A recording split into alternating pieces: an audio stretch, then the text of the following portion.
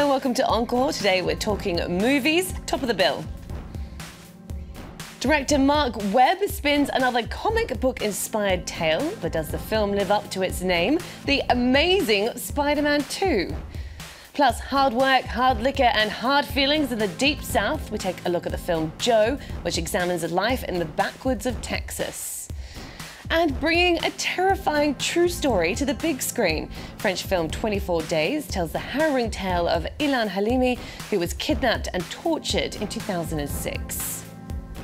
Our cinema critic Lisa Nusselson is here to go through all this with me, so let's get started.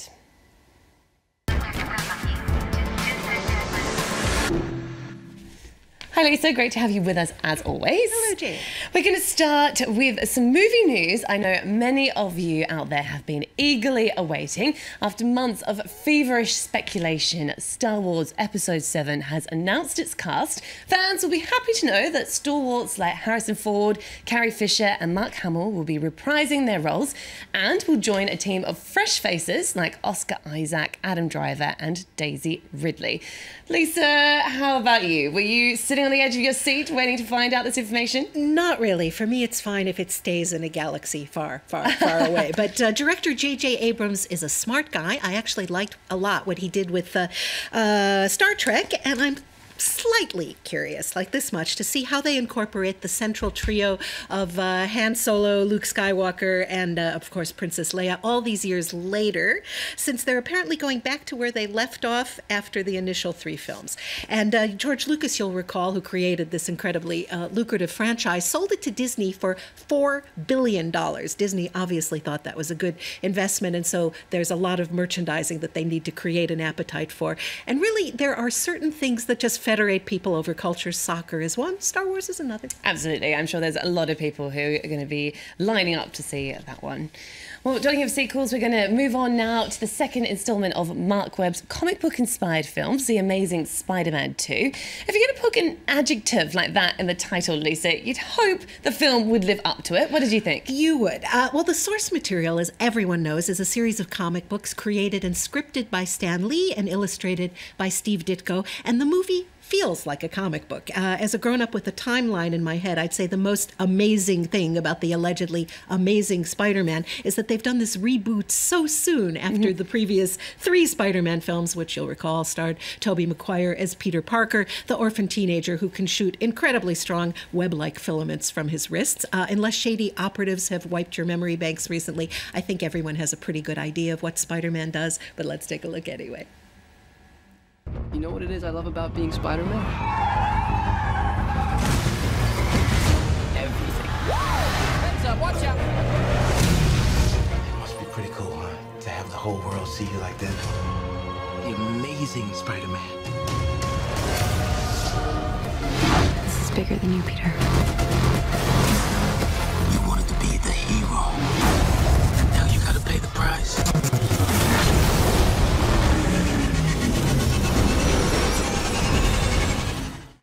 Well, I believe they're planning 3 more films with Andrew Garfield as the lead role, and he says he can identify with Spider-Man. Let's take a listen.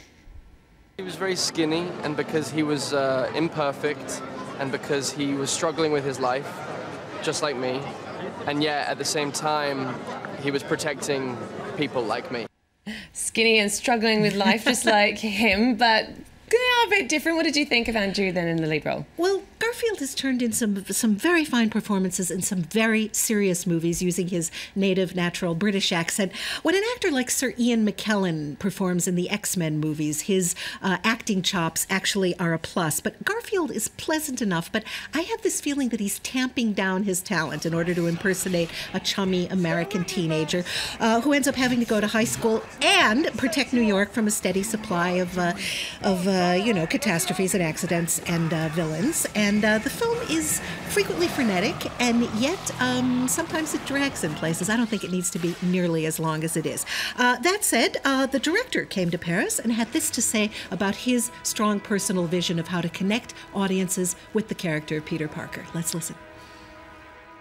Do was find a world in which Peter Parker could walk out onto the street and be listening to the same music that we are all listening to. And I wanted the universe to feel more familiar. But on a deeper level with Peter Parker, my idea of him was a little bit different. To me, the inciting incident of that character, of Peter Parker, happened before the spider bite. It's when his parents left him behind as an 8-year-old kid. He was an orphan. All right, so according to the director, they're living in a world just like you and I. But I don't know about you, Lisa. I'm not fighting villains every day.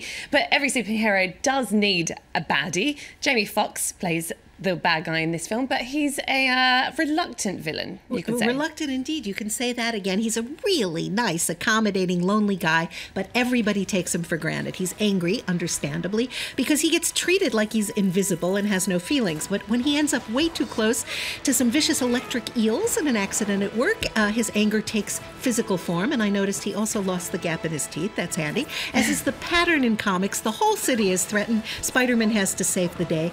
My affection goes more to Superman. This is watchable. It's far from stupid. Okay, I'm more of a Wonder Woman girl myself.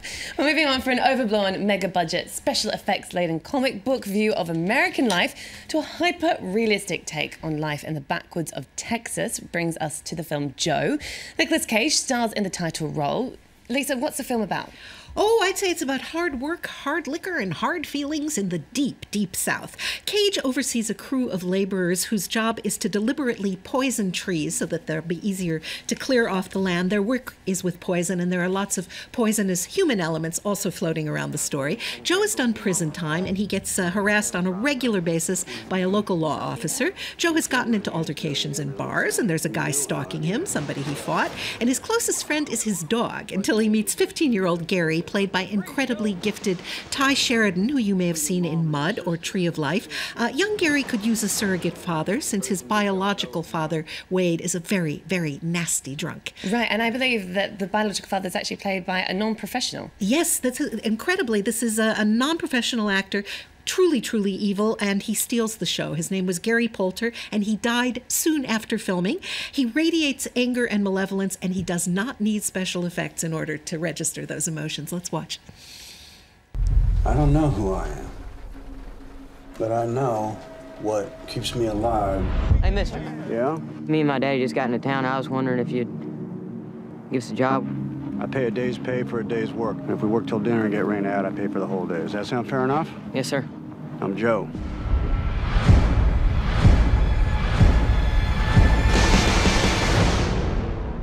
What have you done, Joe?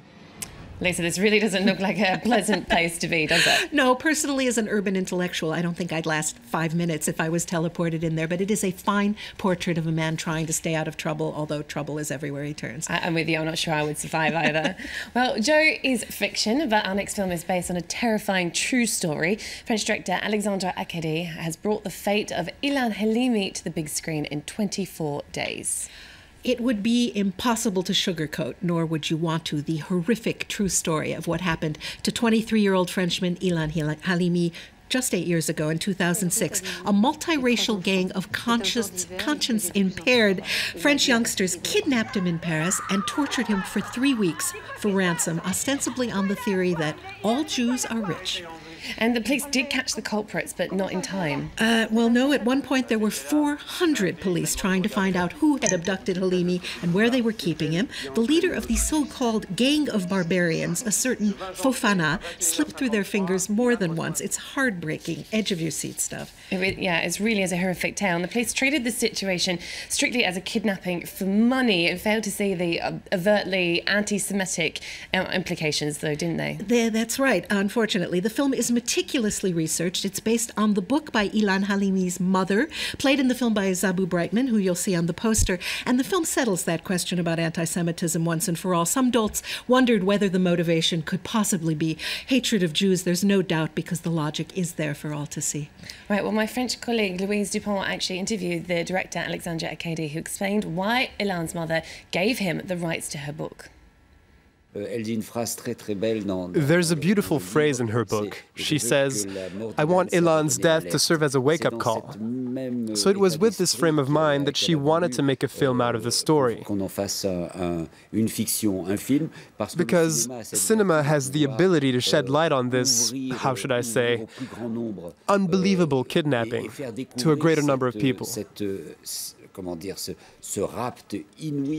Lisa, this is such a violent topic. Is it really something people want to see? Well, for that reason, it wasn't easy to finance, despite a named cast and Acardy's track record of 15 films. French TV stations didn't pitch in. The technical crew donated a week's salary to get the film made. It's a police procedural with a man's life at stake. And French theaters any given week are showing plenty of movies about injustice and human rights violations in other parts of the world. This took place, incredibly unsettling, right here in Paris. And it's so educational. The French Ministry of Education has decided to show it in schools. Of course, it's violent.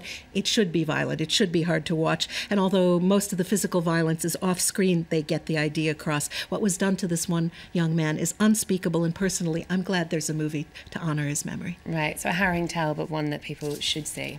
Well, far removed from uncomfortable social issues, there's a new show here in Paris at the Gaieté Lyrique called Motion Factory. Lisa, what's this all about? The Gaieté Lyrique has a track record of coming up with shows that are hands-on and fun, and this is definitely one of them.